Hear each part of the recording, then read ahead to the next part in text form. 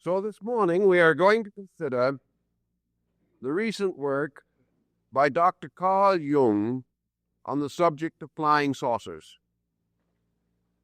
As you may have noted in the newspapers a few months back, Dr. Jung was quoted as being a believer in the reality of flying saucers. As a result of his statement, which he later declared to have been somewhat incorrect, he prepared, apparently, or at least advanced as rapidly as possible, the publication of a small book devoted to his actual beliefs about this subject. And at the beginning of the book, Dr. Jung makes a very simple and definite statement, namely to the effect that he joins many others of scientific mind and concurs with the experiences of a great number of individuals, namely that these persons, these authorities, these researchers prove conclusively that man has seen something. Exactly what he has seen, Dr. Jung declares himself to be totally unable to announce or report. He therefore takes the position that he believes that some type of phenomenon exists. He is not satisfied, however, that up to the present time we are in a position to dogmatically diagnose the various findings that have been reported. Furthermore, for his purposes, he points out that the exact nature of the flying saucer is not his field of interest. His field of interest is the human reaction to the phenomena. His field of interest is an effort to understand the complex working of man's interior life as this is revealed through saucer phenomena. And although the work is of no great size, that is, his little book, he has come to a number of rather interesting conclusions that continue to convey to us the thoughtfulness of the man himself and the fact that he is continuously seeking new knowledge bearing upon man's reactions to the unknown. He has pointed out in many of his works that the human being in the presence of a mystery is at a peculiar psychological disadvantage. But while at disadvantage, he is at the same time a most self-revealing creature, for his reaction to mystery tells us a great deal about the individual himself. Jung also calls to our attention that there is comparatively little rational bridging between man's reaction to circumstances and these circumstances themselves. So far as a circumstance is difficult to understand, to that degree it becomes a psychic factor in the personality of the individual. And this psychic factor may or may not have any direct bearing upon facts. Outside of his work, but following his thinking, we may pause for a moment to consider, for example, another group of mysterious circumstances, those attendant upon the performance of a stage conjurer. In the old days, when parlor magic, legerdemain, and things of that kind were very popular, and audiences spent a great deal of time and money to be entertained by men like Harry Houdini, Howard Thurston, Harry Keller, Alexander Herman, The audience gathered for one real purpose. They gathered to be amazed. They wanted to be fooled. They hoped that the performance would be smooth enough and capable enough so that they would not discover the correct answer. This audience was protected, however, psychologically, by a very simple fact held in common.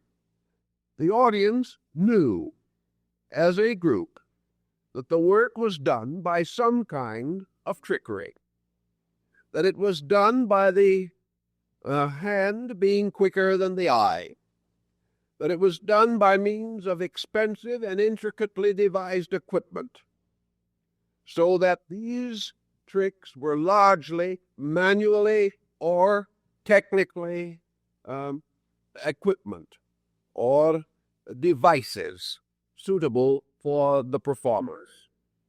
They therefore sat back in their chairs and enjoyed it.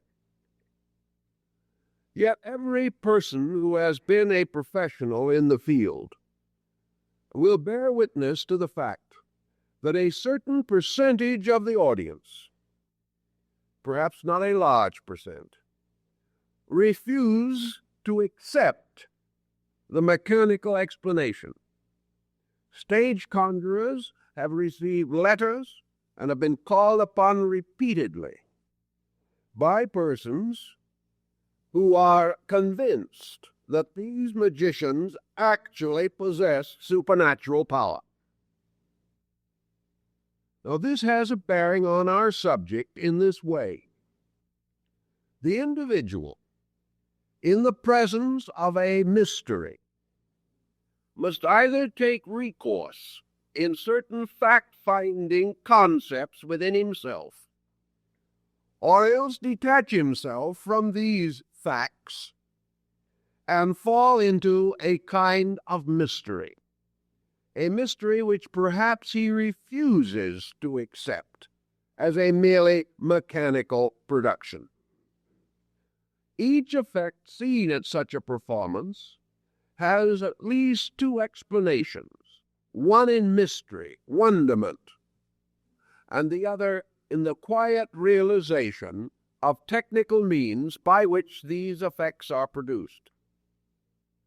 Thus, as Jung points out in his book, a situation, condition, or object seen is susceptible of more than one interpretation, and our particular interest in the flying saucer problem, as he presents it, is the interpretation of the events, and to a certain measure or degree, the timing of these events. In the timing of such events, Dr. Jung, to use a trite expression, certainly goes out on the end of a limb. He reveals himself as believing certain things that to many persons are not only total mysteries, but totally unbelievable. And because of its peculiar relationship to our interest, I'd like to read just a paragraph or two from his introduction, which will point out one of the situations that appears to me to be very interesting. On page 11 of the introductory section, Dr. Jung writes, "As we know from ancient Egyptian history," we do go back slightly, he is now referring to certain events. These events are symptoms of psychic changes that always appear at the end of one Platonic month and at the beginning of another. They are, it seems, changes in the constellation of psychic dominance, of the archetypes, or gods, as they used to be called, which bring about or accompany long-lasting transformations of the collective psyche. This transformation started within the historical tradition and left traces behind it, First, in the transition from the age of Taurus to that of Aries, and then from Aries to Pisces, whose beginning coincides with the rise of Christianity. We are now nearing the great change which may be expected when the spring point, that is the vernal equinox, enters Aquarius. It would be frivolous of me to conceal from the reader that such reflections as these are not only exceedingly unpopular, but come perilously close to those turbid fantasies which becloud the minds of world improvers and other interpreters of signs and portents. But I must take this risk, even if it means putting my hard-won reputation for truthfulness, trustworthiness, and scientific judgment in jeopardy. I can assure my readers that I do not do this with a light heart. I think this is a very interesting quotation. Jung is telling us that the Platonic year is a problem in timing, and that what we call the precessional motion of the equinoxes results in the vernal equinox changing about every 2100 years, and that these changes correspond to the months of the great Platonic year, which consists of something over 25,000 years. He is telling us, therefore, that these changes arising in nature, in cosmos, in space, are due to certain gradual transformations of archetypes, and that these archetypes mean that in nature this clock is active, and that this clock is continuously moving, passing from one cyclic division to another. He could undoubtedly gather a powerful body of information to prove that at each of these vital periods, these periods in which the general dominant of the world changes, there has been a marked and important social psychological change in the life of individuals. First of all, however, the life of the individual is in relationship to the life of the collective. That this phenomenon of the flying saucer should arise as the vernal equinox moves toward the Aquarian point, and that this consequently implies, as it did to the Egyptians, Greeks, and Romans, and also to many Asiatic peoples, a major motion of world consciousness, world pressure, and that this motion is from a water sign to an air sign, and that therefore the atmospheric mystery, the mystery of air, and that which is concealed within air, must become increasingly psychologically dominant for a period of more than 2,000 years to come. Dr. Jung does not go into the detail of this interpretation, but for our purpose let us proceed just a little further with it. The ancient Egyptian sign, later generally accepted, for the symbol of Aquarius is two parallel lines of waves resembling a double series of jagged lines. This symbol was the ancient Egyptian sign of water, and was associated with their deity Canopus, who was also a water deity. Also, however, this sign is not only a symbol of air, it is primarily a symbol of fluid or liquid in motion or movement. And as far back as the Egyptian period, the sign, though composed of water, was not regarded as a symbol of water as we know it. The Egyptians called it a symbol of the water of life. To them, it was an etheric, electric, or magnetic substance moving in the air. It was fluidic in nature, but energizing in quality. It represented the transmission of waves of energy in space. On this basis, dealing with an air sign with a curiously fluid symbol, almost resembling water, we may come into your magical and mystical concept, as referred to in the Scripture, where it is declared that the waters which are above the firmament are divided from the waters which are beneath the firmament. The waters above the firmament have particular relationship to this symbol. And in Revelation, we behold the seer, John, raised up through the seven spheres and passing through the small door in heaven. Here he comes into the vision of a celestial region, in the midst of which stands the throne of the Eternal, and before that throne is a sea like unto glass. This sea is the ancient Shemayim of the early Bible students. It was the sea of life, the sea of energy. It was a fluidic power, perhaps similar to the thinking of Dr. Steinmetz in his researches in electricity. This is force fluid. This is vital fluid. This is the mysterious brill of Lord Bulwer Lytton's romances. This is universal energy made available to man.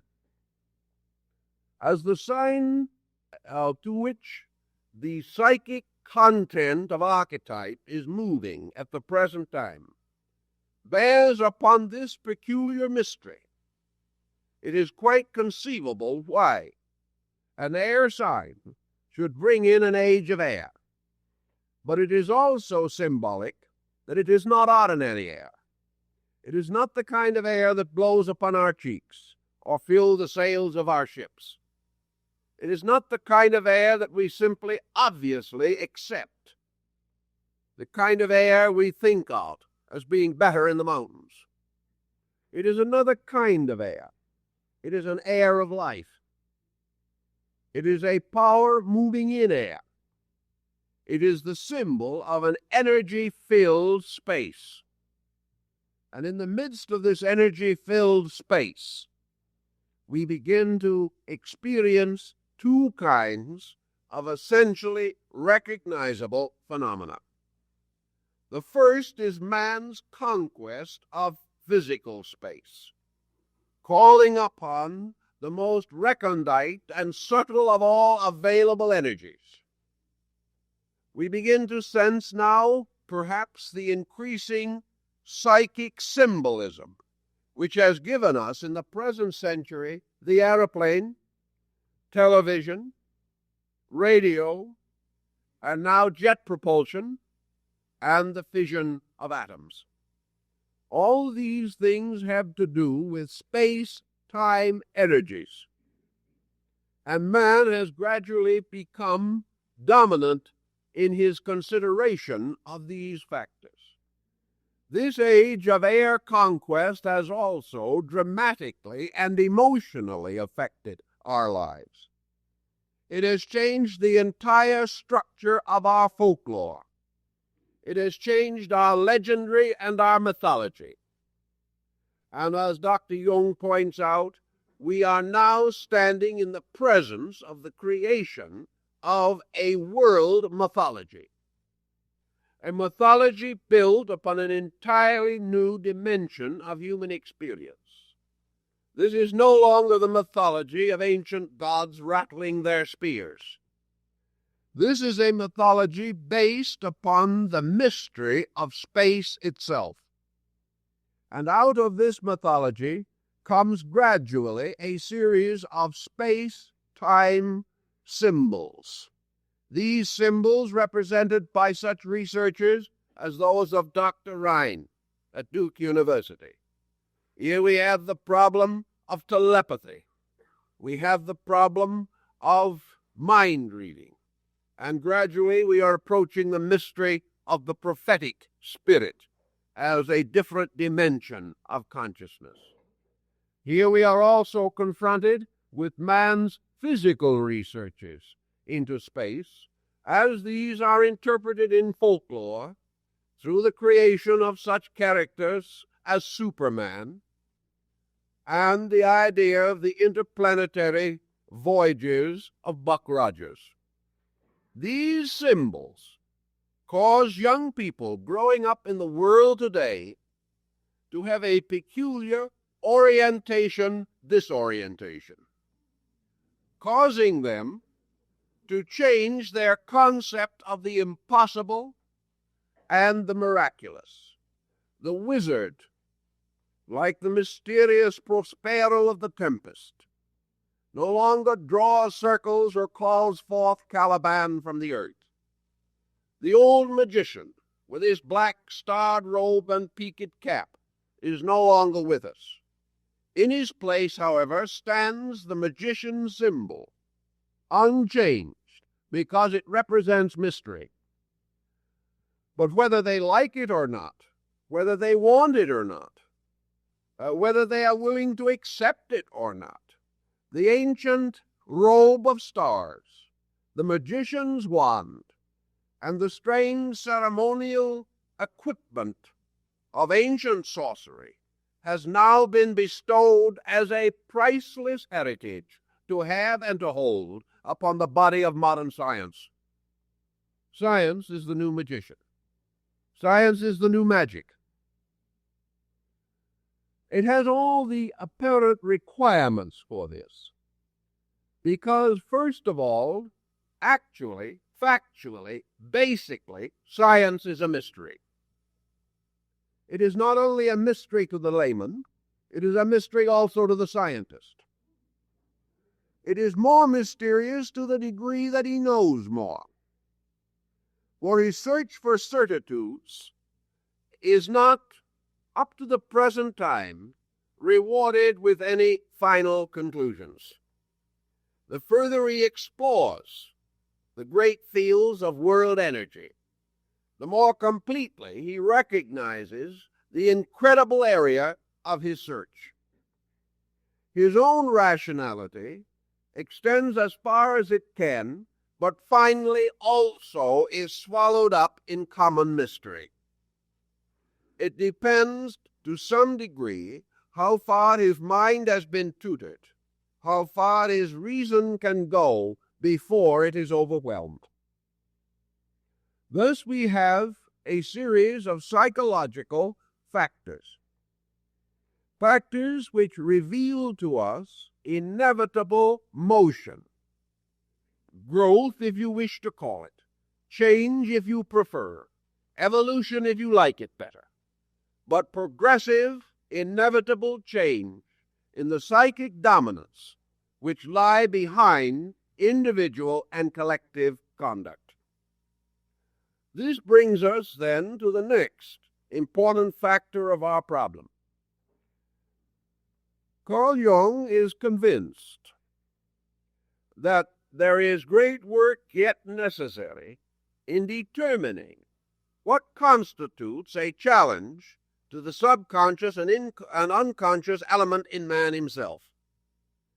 Up to the present time, we have generally thought of psychic experience as a rather personal, individual thing.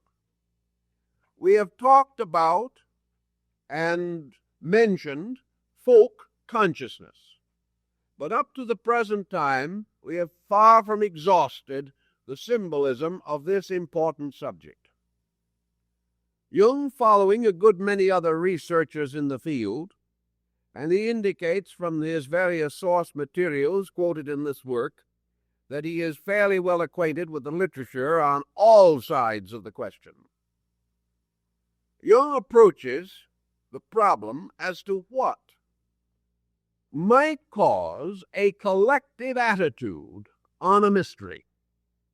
We have generally assumed that mysteries differ with the individual interpreting power.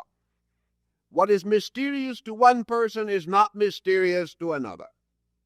What creates psychic tension in one does not create psychic tension in others.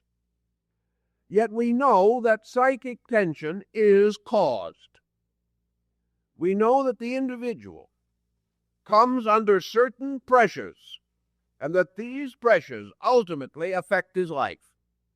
As a result of these pressures, he develops fears. He develops defenses. He may be forced into a frustration, and if the pressure is sufficient, he may become powerfully neurotic. Up to now, we have been thinking of these neuroses in the terms of our unfriendly and misunderstanding relatives. We have been thinking of them in terms of bad breaks and hard luck. Or, if we were a little more thoughtful, we may have added a factor of personal carelessness concerning responsibility. That the individual gains a tremendous psychic overload of negative factors simply by living beyond his means, by being extravagant or intemperate, or breaking certain basic laws of consequences which are ever present in society. We have not, however, conceived the point now under consideration, and that is that the collective situation of mankind may result in a collective psychic pressure. And because this psychic pressure is of a certain type or kind, it may result in mass reaction of individual psyches. In other words, there are private problems which we must solve as private citizens. But there are also collective problems to which we react collectively. And this collectivity is, to Dr. Jung, an important key to something. This collectivity, in our case, depends somewhat upon the general situation of the world in which we live, just as surely as we may have an unpleasant domestic situation, or children who give us unusual problems. So, as a collective group, we are now under a series of collective pressures. These pressures, for example, can represent what Dr. Jung points out as world cleavage at the moment. The world psychologically breaking up. The world psychologically dividing. Division is always a cause of apprehension in the natural life of man, because it means confusion, and confusion presents problems on various levels, and in almost every instance, confusion is overpowering to groups of persons. Our confusion today may arise from the continual emphasis upon the division of our world into democratic and socialistic states. The increasing psychic pressure of the conflict between communism and democracy is no longer a pressure affecting a few. It is a pressure affecting practically every human being, with the possible exception of a few outlying fringes of primitive life, not yet affected, but ultimately to be affected. Thus we have not a problem that is of primary concern to one nation, one social level, or one culture group. We have a problem that is resulting in almost identical anxieties involving practically the entire population of the earth. Thus we have a tremendous mass pressure. Another great mass pressure is our economic state. Most persons are not happy concerning it. They regard it as dangerous. They regard the piling up and monumenting of debt as dangerous.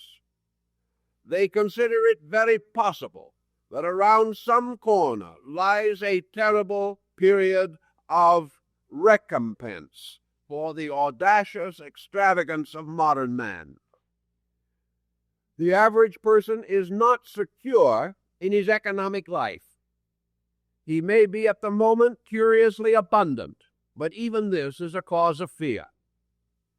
Anxiety, therefore, on an economic level is tremendously widespread, and the intricate development of the elements and factors necessary to perpetuate this economic prosperity, this machinery seems so delicate that it might easily go out of gear at almost any moment. Another grave and doubtful problem which burdens most mortals today is war. War which has become no longer a problem of participants and spectators, but now of total participation. The danger of this, hanging over the family, over the individual, constitutes world pressure. Thus, instead of an isolated person here and there coming under a psychic tension, or perhaps in the face of the enlarging evidence that even in our own country, where actually we have some of the strongest defenses against the common meaning of mystery, even here, more than 50% of our people is suffering from some form of psychic stress tension. Most of these persons to a degree in which it is endangering the normal expression of their lives and the proper relationships between themselves and others. Dr. Jung points out, therefore, that almost identical stimuli are now affecting vast groups of persons. And he also points out that this is the proper and natural cause for what might be termed mass hysteria. Now, mass hysteria does not mean that the flying saucers are necessarily the product of imagination. It does mean, however, that the interpretation of these various mysterious phenomena indicate or reveal the presence of mass hysteria in man. This is something that we have also discussed previously on other levels, and the idea, I do not think, is essentially new, but it is pressed upon the scientific world by Dr. Jung's flat statements, which of course will be rejected by many, but will be given some heed and thought by a cautious and thoughtful few, as he himself suggests. The presence of mass hysteria arising from common causes means that we now have hundreds of millions of persons under tension from identically the same type of pressure. It is no longer a problem in which the pressure itself is highly specialized. In the individual, these pressures are specialized. The individual, in his personal relationships with others, is under pressure because of the peculiar conduct of an individual or of a small number of individuals. Therefore, his reaction is highly individual, and another man in the same block under pressure will react differently because his personal pressures are of a different nature. But beneath these personal pressures, which cause an infinite variety of reactions, there are these mass or archetypal pressures, which are of tremendous intensity, and to which man must respond with the most powerful archetypal mechanisms which he himself possesses. these archetypal mechanisms may be more similar than we realize. For while man is outwardly divided by numerous interests and activities and conditionings, and his various levels of living have a profound effect upon his personal conduct, archetypal pressures, like atavistic pressures, may be astonishingly consistent and in general conformity. This means that while we may react differently to the things that happen to us as persons, we may react with amazing similarity to things which happen subjectively or archetypally to vast groups. Man reacting, in turn, must react from himself. He reacts in terms of his own conscience, in terms of his own tradition, and in terms of his own experience. Yet in the great values of living, man's experience reactions are also astonishingly consistent. While we may think we are highly individual, and we may say, I have made up my mind that I have reached a decision that no one else ever arrived at, the truth is that he has arrived at a decision which hundreds of millions of other persons have arrived at some time in the vast course of human experience. Nor must we be confused or deceived by the idea that we live in such peculiar times that our experiences could never have happened before. The symbolism, the detail, the level of scientific or mechanical knowledge, these have changed. But the individual is like Shylock in The Merchant of Venice, from beginning to the end of his history. If you pinch him, it hurts. It doesn't make any difference how wise or how foolish he is. If you cut him, he bleeds. If you shoot him or stab him, he dies. And these things are unchanging in the experience of man, regardless of his methods for achieving these particular hazards or being confronted with these special dangers. Dr. Jung then points out that against this general situation, we also have a general archetypal defense mechanism gradually building within us. The long existing conflict between our religious ideologies and our scientific or rationalistic thinking also presents itself for our attention at this time. Man has believed from the beginning of his existence that in some way his very survival is involved in miraculous circumstances. Religion has long given him the feeling that behind and beneath his own activity there is some kind of a universal purpose, ruled over by universal intelligence. In the last 500 years particularly, man's interpretation of religious mystery has changed. His increasing knowledge of the world around him has given him experience factors with which to work that were not previously available to him. And experience versus tradition ultimately results in the victory of experience. For that which is known, felt, and seen gradually gains authority over the unseen and the unknown, regardless of what these factors may be.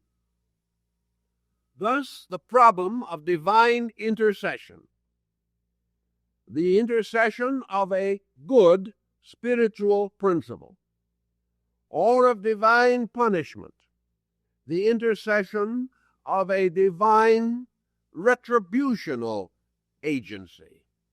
These have moved from a theological level of the actual anthropomorphism of our ancestors, God and devil fighting for the soul of man, and these things have moved into a sometimes pseudo-scientific relationship to life. In other words, we are now looking toward the universe for a scientific explanation of our religion. We are demanding more and more a lawful universe, nor can we reject the evidences beyond denial of the tremendous potential of power and energy surrounding us in life. Carl Jung brings these elements as indicative of a natural defensive armament. Man, in the pressure of collective problem, seeks for individual security. But he has no way in these mysteries which are beyond his normal rational comprehension. He has no way to secure this confidence, this support, or this encouragement, except by falling into the interior archetypal patterns of himself. And in these archetypal patterns, he falls back into his basic convictions. And to the astonishment of himself and perhaps others, he discovers that these basic convictions are not as unique or individual as he thought. He now realizes, for instance, that the basic conviction of the Buddhist, the Hindu, the Christian, and the Jew are not so different. These convictions have to do with the same basic ethical values in the universe. Realizing this, it is natural that he should cause to rise within himself certain symbolic factors. These symbolic factors combining his own psychic experience and, to a degree, the projection of this experience through wish fulfillment. We then have a very natural and proper situation created for a strange reaction. A reaction, however, which is not unreasonable. A reaction which, in terms of the circumstances, is inevitable, because all circumstances must ultimately lead to inevitable, consistent reactions. In the face of this, we have experienced a number of interesting and remarkable historical records. We can go back, of course, to the tremendous mass spiritual reaction which dominated the medieval period. We know the tremendous effect psychologically upon man of the rise of demonology and witchcraft during the Dark Ages. We know the tremendous repentance of man in the medieval period, in which these vast parades of penitence moved about Europe in the terms of hundreds of thousands, fearfully flagellating themselves because they believed that the day of judgment was at hand. And the thing that made it all very important was that they knew as individuals that they were wrong. Wrong in the sense that they had lived badly, that their consciences were not clean, and that any retribution that suited the offense must be heavy and terrible. Thus, recognizing themselves to be seriously at fault, they were unable to conceive, archetypally or symbolically, of a just universe in which they would not be punished. Against this punishment was the teaching, the belief within themselves also, of the essential parenthood of deity, and that therefore, as children of deity, they might secure intercession or hope for salvation through repentance. And because repentance constituted an essential part of their religious belief, They made every possible mass and collective effort to merit this repentance. And this tremendous mass motion, though it did not affect the whole world as the present situation does, is also expressed in the symbolic and prophetic writings of Leonardo da Vinci, in which the portents of a great world destruction due to the sins and evil of mankind might reasonably or naturally be expected. Times again have in many ways changed. Man is no longer convinced of the absolute supremacy of these ethical convictions or moral beliefs that dominated his ancestors. Therefore, in line with his present mentality, in line with his present emotional need or pressure, and in line with the achievements in the educational levels of science, particularly in physics, astronomy, and electronics, the individual is transforming his symbolism into those things or departments or avenues which appear reasonable or likely to himself. He discovers, to his own amazement perhaps, that he is just as capable of myth-making as his ancestors. But it is a different kind of myth. The myth that is thrown at him through television. The myth of scientific discovery and pseudo-scientific fiction. And this pseudo-scientific fiction is taking the place of Grimm's fairy tales. It is taking the place of the wonderful adventures of Sinbad the Sailor. It is taking the place of Sleeping Beauty. It is taking the place of Cinderella. These belong to a different psychic life. Today, man, reaching out with his myth-making potential, is building his myths around his own psychic experience. Now, all this might sound as though Dr. Jung is convinced that the entire subject is myth-making, that he has created the entire situation. Actually, Dr. Jung is not so convinced.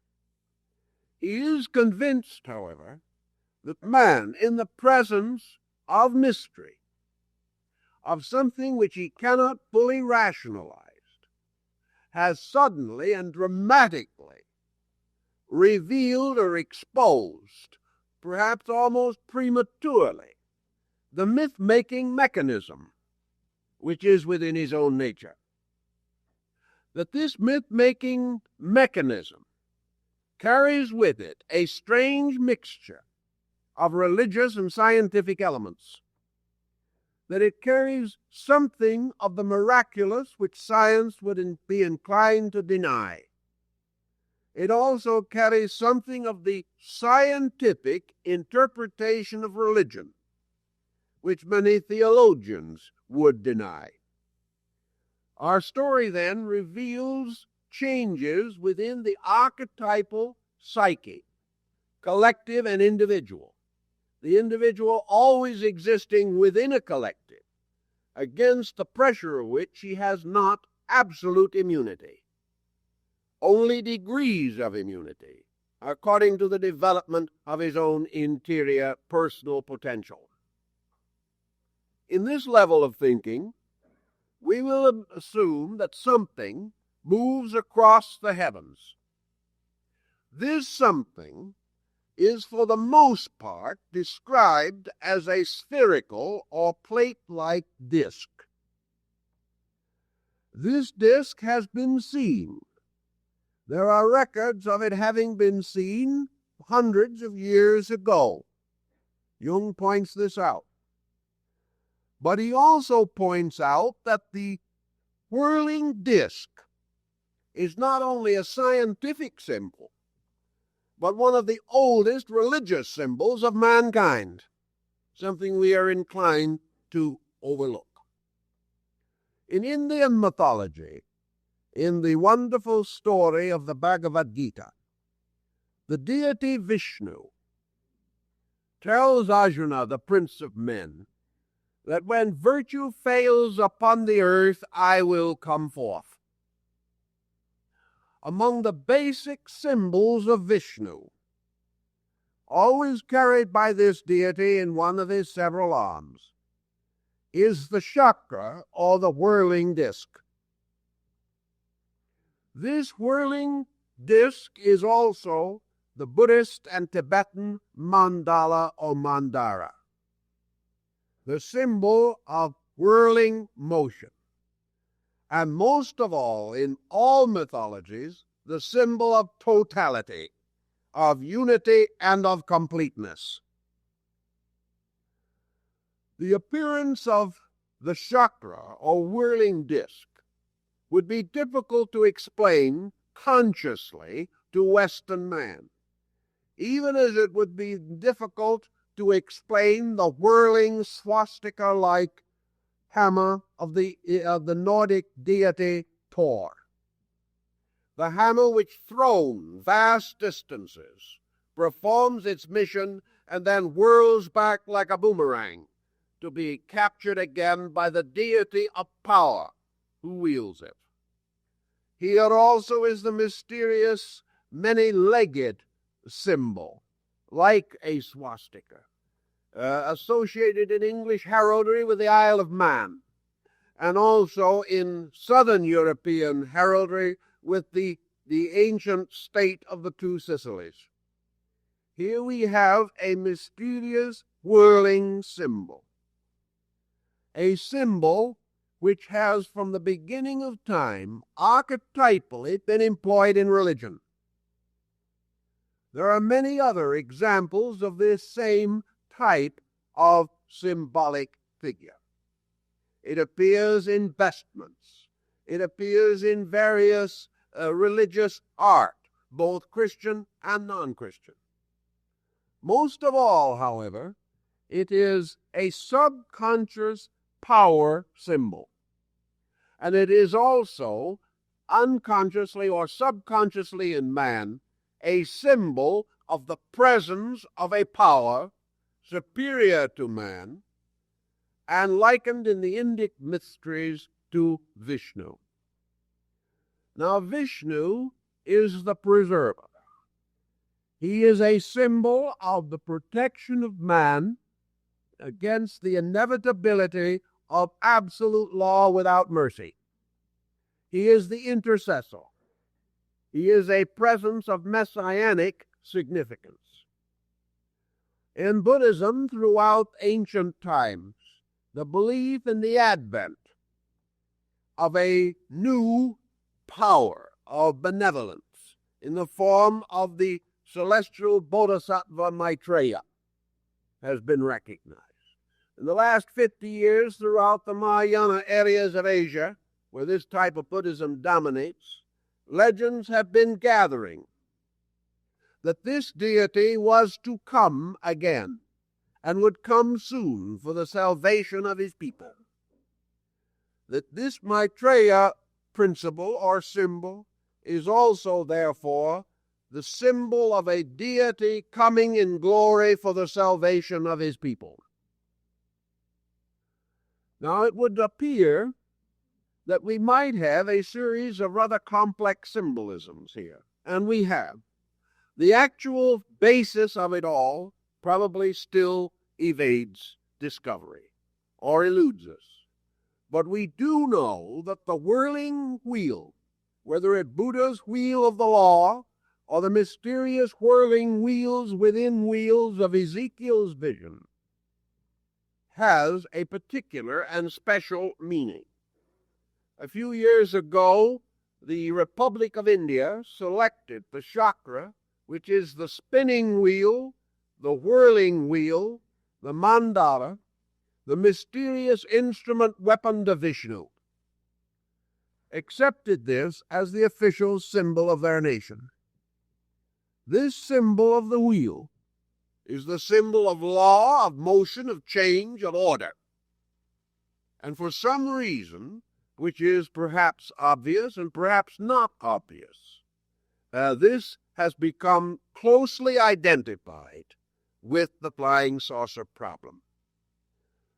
There, of course, have been reports of other shapes, but overwhelmingly the luminous self-moving wheel has been the most commonly reported form. This is an archetypal symbol. It is a symbol of both hope and repentance. It is a symbol of the divine intercession in a muddle which no man can find a cure.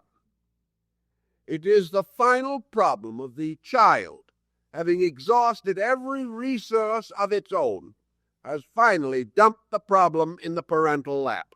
There seems to be no other answer, and the individual has been moved to do this. But psychologically and culturally and educationally, he is no longer able to dump this problem into the lap of a personification like that of deity on the ceiling of the Sistine Chapel. He is unable any longer to put this problem in the hands of an old gentleman. Yet he needs that old gentleman desperately. His need for that power has not changed, but his own mental and intellectual reactions have changed. Therefore, a substitution takes place. And substitutions of this kind are common in the history of religion, for we know that religion has evolved. Man has outgrown at one time the belief that the world was governed only by the ghosts of the dead and evil spirits. He gradually brought forth a universe of benevolent divine leadership. And he is still desperately in need of that divine leadership. And the fact that he has subconsciously selected a new type of symbolism does not in any way indicate that he has lost faith in God or lost his basic theological instinct. It merely means that in the clothing of abstraction, he must use such instruments as he possesses. And under the present system, 100 years from now, our children's children and their children will possess scientific instruments essentially. And with these scientific instruments, they must interpret their religion. Their religion will not depart from them, but it will develop a new folklore in which certain universal discoveries will take the place of beliefs. But these discoveries will be as essentially sacred, essentially divine, and as essentially religious as any that we know. And the basic instinct of man to believe, his need for spiritual consolation, and his absolute dependence upon the acceptance of a universal principle superior to himself. These necessities are clearly emphasized in practically all modern psychic symbolism. And these necessities do not change. Man does not become archetypally materialistic. He merely shifts his symbolism into forms that are more consistent with the rational equipment which he has developed. But his basic need of mystery remains unchanged. His basic need for adjustment to mystery goes on forever. And the search for the adjustment to mystery is finally the search for the way that leads to God, or to the spiritual overtone of life. This search, moving in upon hundreds of millions of persons, probably nearly 200 million devout Russians, who are the victim of a dominant political party. A party, however, which has found that it cannot destroy their religion, because this religion is archetypal. And the only thing that materialism can ever do is finally become another instrument for religion. It cannot escape this inevitable imponderable in man. To then come directly into the problem of our flying saucer phenomena, we have several things. The nature of the object, its real purpose and function, may be known soon, or it may not be known at all. Dr. Jung does not attempt to express any final conclusion about this. He does point out, however, that there are sufficient indications in the psychic thinking of man that at least a large part of the so-called interpretation of the unknown flying objects, that this interpretation reveals man's present state of consciousness, reveals the basic problems which burden him, and reveals in one way or another certain positive solutional procedures. He does not say that everyone who thinks he sees or who believes he sees or insists that he knows that he sees a flying saucer, that this person is self-deluded. Jung does not say that.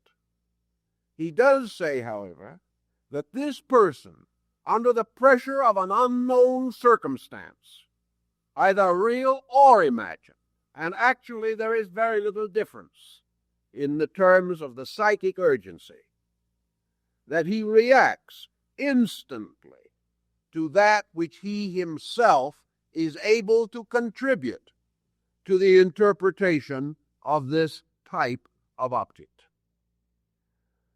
Today, therefore, as Jung points out, there is a reasonable conformity of general opinion about flying saucers. It is sharply divided into the believers and the non-believers. But in general substance, the basic conclusions of both groups may be said to be founded upon a similar structure of evidence, whether it is tangible or intangible.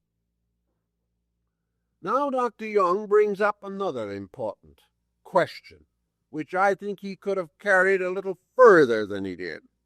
But then again, it is his book, and he has a right to go as far as he thinks is best. We have mentioned here, not long ago in one of the morning discussions, the possibility of certain types of phenomena, mental phenomena, in which two or more persons may have identical psychic experiences. Jung brings this out as presenting a very great problem.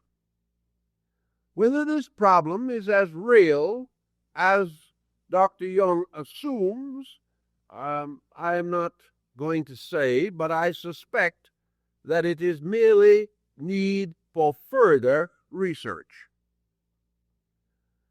The Rhines experiments at Duke would definitely indicate the power of telepathic communication. The various circumstances and incidents, and under some conditions visual phenomena, may be transferred from one person to another.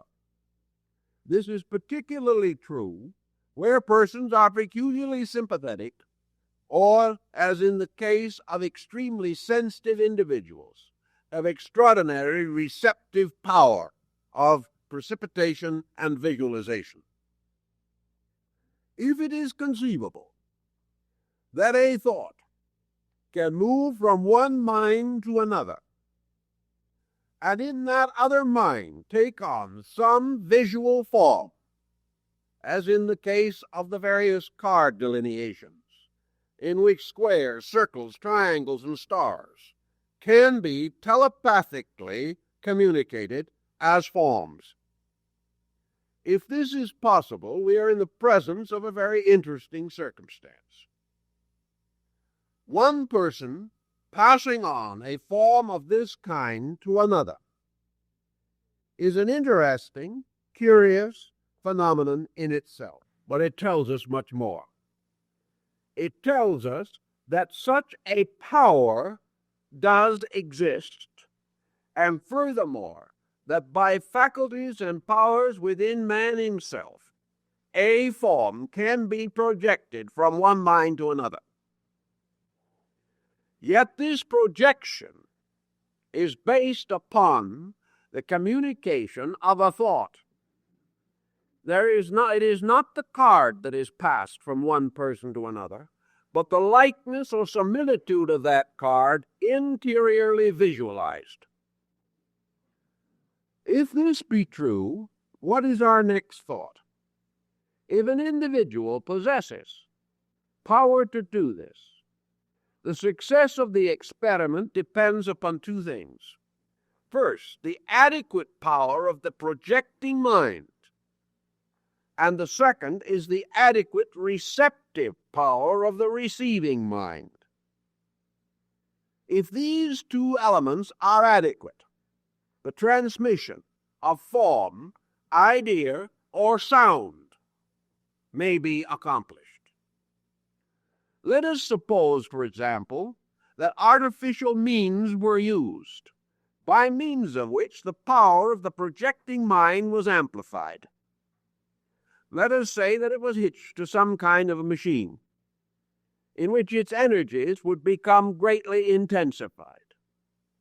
Under normal conditions, we would expect this to result in a clearer communication, a more immediate one, and most important of all, that this communication, because of its increasing intensity, would be received by persons less sensitive. Therefore, the intensity of the communicating power would make the object or subject of communication conveyable to more persons. Knowing that we are dealing with some kind of a mental projecting energy, we come right back to one of the earliest teachings of religion, held also commonly by many philosophical and even neoscientific groups. For example, today in our churches, the collective prayer for the sick,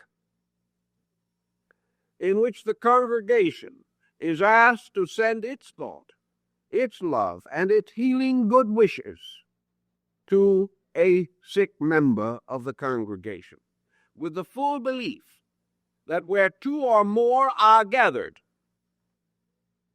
that a projection of power, which may seem to the uninitiated to be miraculous, is supported or sustained by the increasing number of persons supplying energy. Let us now take this and change it once more. Let us take a natural interior projection image, arising archetypally, like the mysterious whirling wheel of Vishnu. And let us assume that in the course of a few years, this concept, this projection idea, is no longer in the keeping of one person or 50 persons or 500 persons. That like the problem with which we are faced, this projection is now held as a visually valid thing by hundreds of millions of persons. What will this do to the intensification of the thought form? Would this result in a tremendous increase of common visualization? Is psychic communication under these conditions broadening out to include many persons previously not sensitive? The Jung brings up the problem as to whether this could be true. He does not expand it as far as I have just done, but he does intimate that under conditions it is a known phenomenon that several persons simultaneously have visualized the same thing without being in common conscious unity. They were not expecting, they did not know what the other person was going to see, but they have had common visualization. This common visualization certainly implies a dimension of energy, a dimension of power with which we are not at the present time commonly acquainted. Nor is it impossible to say that such visualization may remain completely within the realm of things inwardly seen or perceived. If communication by telepathy or by any other means is an actual transference of energy, or a communication by energy, whether visible or invisible, whether orthodox or unorthodox, and this energy is built up by the tremendous coordinated agreement of many persons, an agreement which is just as much strengthened by fear as it is by faith, an intensity arising from acceptance, either positive or negative. Negative acceptance being your fear acceptance, but interior visualization of the reality of this intangible. If such is the case, will this common archetypal thought form, produced by man, held to be real by man, placed in certain localities and time patterns by man, is it conceivable that this thought intensity could actually affect radar? That is one of the questions. Is it possible for an instrument to pick up a mass concept? And is it possible for this instrument to recognize this mass concept in a local condition or area? Once the archetype has been built up, where is it? Is this archetype now part of the mystery of this space dimension that we refer to as the Aquarian Age? Is it conceivable, therefore, that this archetype can develop certain energy potentials within itself and result in a compound phenomenon? This is another department of thought. I believe that Dr. Jung's primary concept is that such an archetype can be built up, but that it is essentially an interior archetype, and that if it appears outwardly, it is projected from within the individual or the folk collective.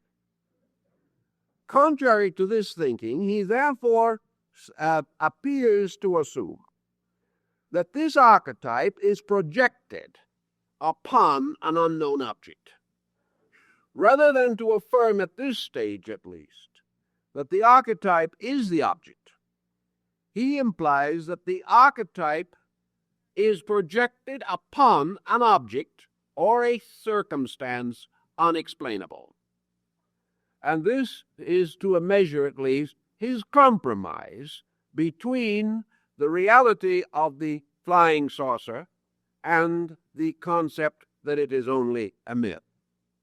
He is inclined to assume, therefore, that something definitely exists there, but that this something is like a burnished metal mirror in which man sees his own face reflected. The mirror exists, but man, hypnotized by his own reflection in it, does not analyze the substance of the mirror.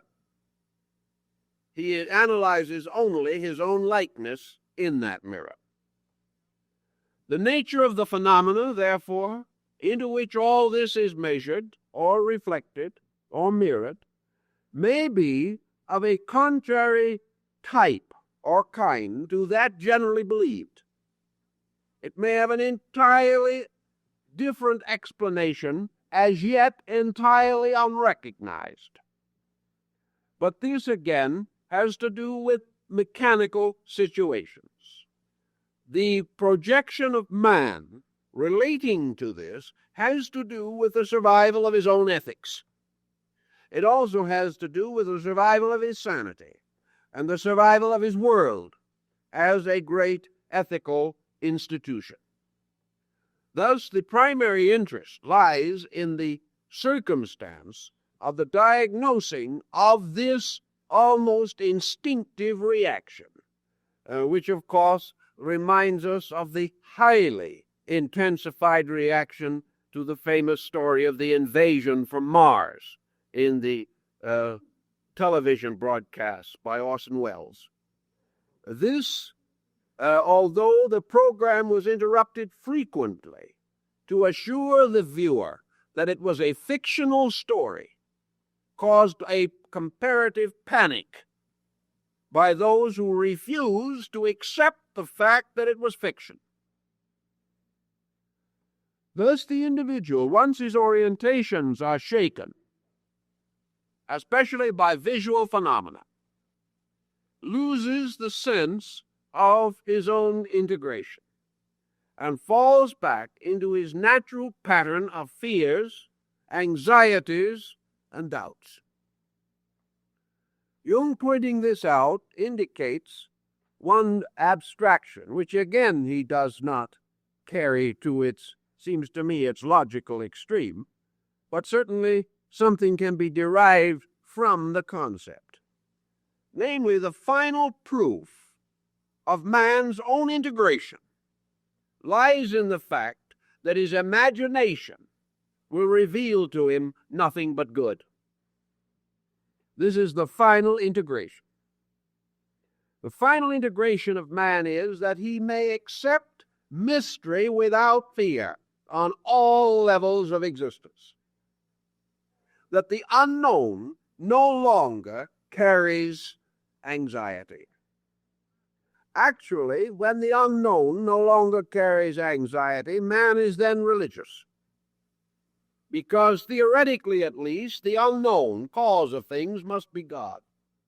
And God cannot be a cause of anxiety to man unless man is wrong. This is the basic concept. The tremendous increasing anxiety, as recognized politically, economically, industrially, and psychologically, indicates, therefore, that man is in the immediate need of better and newer experiences of good. Now, in the interpretation of flying saucer phenomena, we run across a number of diversified accounts. Some opinions are to the effect that we are being surveyed for possible invasion, that out of space some type of creature is going to arrive. Some are said to have arrived, measuring in size from about 20 inches up to about 20 feet. Some of them resemble human beings, some seem to be highly intellectualized octopi. But whatever they may be, they are supposed to be out looking us over. Now, what does man inevitably do? He measures instinctively and archetypally and comes up subconsciously with one of the most just thoughts he has ever had. Namely, if someone is looking us over, they're not going to see much. This is a very common thought. Also, if people from somewhere else are looking for a better world, this is not it. So there is one school of thought that insists that after taking a look around, these various recognizance flights depart to their own cause, deciding to wait a while or to give humanity additional millennia in which to ripen. There is this thought. Another group, dominated with a somewhat more fearful interpretation, suggests that perhaps some of our recent scientific experiments are known to those on other planets or stars, and that it looks so much as though we were going to blow ourselves up, and perhaps them also, that it might be wise to take a look around and see what could be done to prevent the common disaster. This is actually man's natural, subjective, archetypal thinking under an emergency. He therefore assumes that the occupant of the mysterious interspace vehicle has a mind like his, is reacting approximately as he reacts, and that, as in the case of ancient mythology, gods are men plus, that they have very much the same natures and constitutions, but they have more authority and power with which to do something about it, more intelligence, more native understanding, but of a kind similar to our own. Then there is another group that is quite convinced that on this mysterious aerial tramway we are going to be reached by beings of superior intelligence. And the reason we know that they are going to be superior is because they are going to be peaceful. You see the psychological content in our own thinking there? At the moment, our idea of superiority is arbitration of dispute without war. That is a goal. That is something we have not attained, but something we believe that an ex-superior may have attained, a deity or a power. That this power, whatever it is, appearing out of space, comes this time not with a sword, but with peace. Therefore, that the purpose is essentially to assist us. Here we have a more valid statement of man's natural theological insight. Various explanations are therefore largely in terms of our present psychic pressure. The physical problems, the rationalistic problem of interplanetary or interstellar communication, is still in its infancy. We have no way of explaining rationally how some of these things could be accomplished. But we are moving gradually and inevitably toward scientific achievement, as represented by the Sputnik and by other things, and have reached that state of scientific disorientation, as far as the popular mind is concerned, in which anything is possible. Therefore, the boundaries of mental conservatism have been removed, and we live in a world of pure fantasy on these subjects.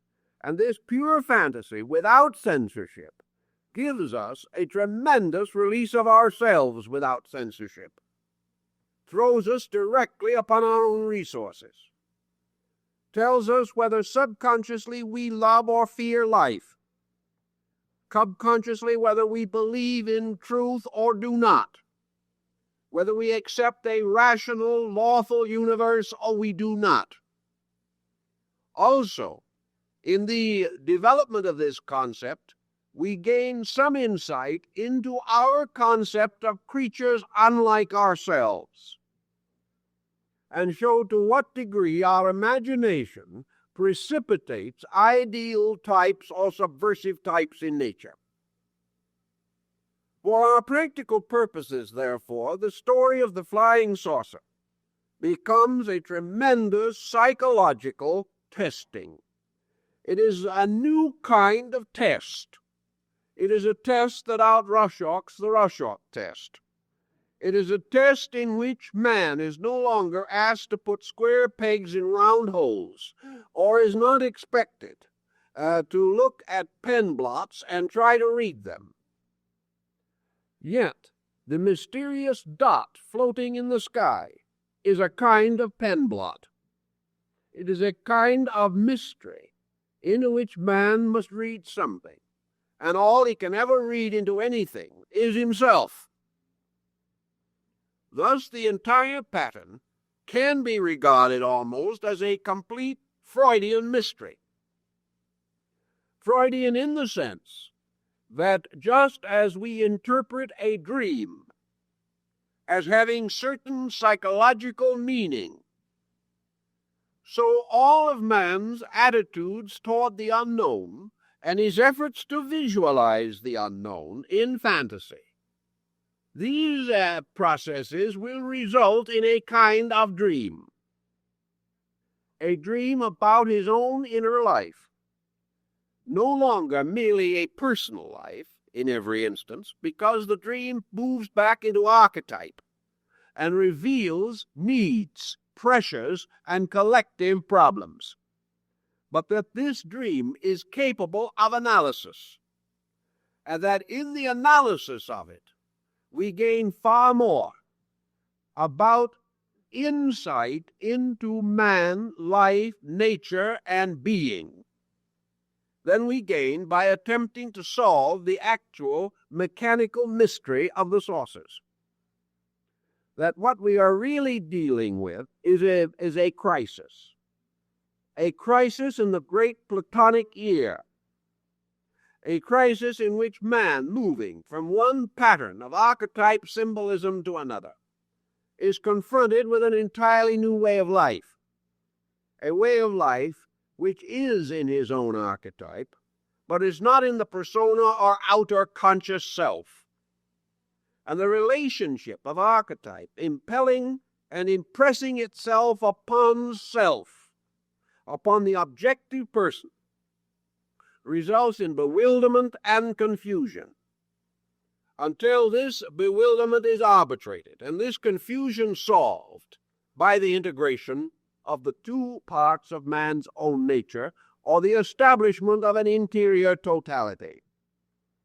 This interior totality is announced, as mysteries are announced, by the appearance of the peculiar symbol of the deity of totality, by the rising in man's consciousness of the sense of this great whirling wheel, which into a measure at least is the wheel of fortune, the wheel of life, the mysterious cyclic symbol of the great Platonic year also, the concept of man moving to the wheel position in his own integration, the wheel position being evolutionary, being in itself unfolding of motion, of great cyclic patterns and plans, and the immediate presence of the evidence necessary to restore man's fate in a universe of cosmic law and order,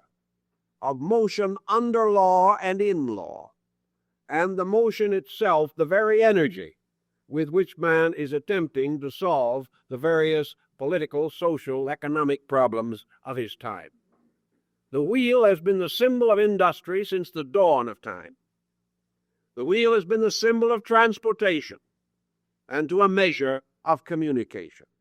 The wheel is one of the most common symbols in our daily life, taking us from one place to another. And the wheel symbol is therefore an appropriate emblem of translation, of transportation or motion from a state to a state. And the individual's acceptance of that means, to a measure, his immediate adjustment with progress. Thus, the actual problem of the saucer naturally is not within the realm of psychology. It would have to be held to be in the realm of physical sciences. It is not in the realm of religion primarily, or of philosophy in general. But what it does to the individual, or what it reveals from the individual, these are of the greatest possible utility in the integration and organization of human progress. Therefore, through looking into this mysterious mirror, we behold signs and symbols and portents in the heavens. And we know that these symbols, signs, and portents awaken in man certain reactions from himself, and that from these reactions we can determine a measure of his adjustment or lack of such adjustment. And from these reactions we may help to steer the course of future education, future religion and philosophy, and future therapy and psychology, in order that these departments of human help may be geared more intimately to the basic, fundamental, inevitable, archetypal requirements of man. And when we are able to accomplish that, we shall then have found that, like everything else in nature, things visible are symbols or principles which must be understood. This, I believe, is the primary message which Dr. Jung has for us in his book.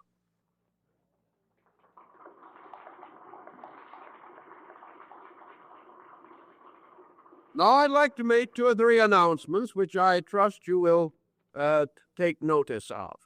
This afternoon at 2 o'clock here in this room, we are going to have a short memorial service for Mr. Paul Fogg, who passed on several weeks ago. Those who were his friends and knew him would like to join with us in this little testimonial to our long friendship and acquaintance. All are most cordially invited to be here. I'd like to also call attention to the fact that my own lectures here will begin again the 2nd Sunday in October. That is October 11th. In the meantime, I will be in San Francisco and Denver. And if you have friends in either of these communities, we would be very happy if you would leave their names and addresses, and we will send them programs. Also, we will be very glad to have your names and addresses for our mailing list if you are not already receiving our programs. During the month of September, in which we will not be here, there will be 2 regular activities here at headquarters.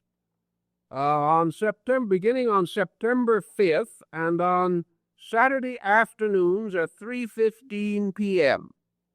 Beginning September 5th and extending through October 3rd, Mr. Ernest Burmester will continue his courses of lectures.